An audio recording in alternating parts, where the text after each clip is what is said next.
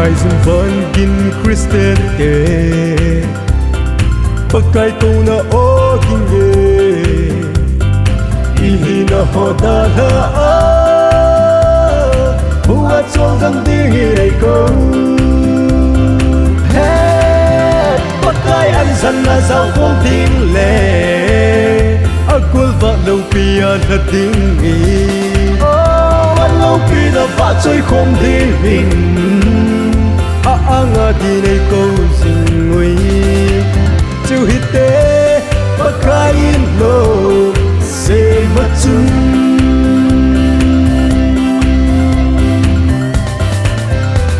dịp cầm băng hi lê hi số tàng băng nga lên hi về cần ăn đầm thuật xin ngu tế quay du lệ bỏ mối lộn nơ dân mà giàu không tiếng lệ akul va lâu pia là tiếng ý lâu pia là va chơi không đi mình nga đi này câu dình nguy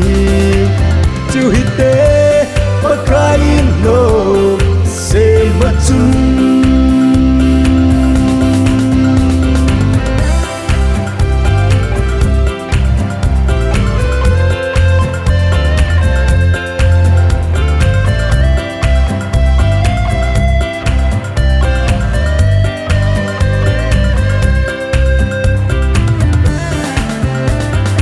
kim na gam ta na lôi tình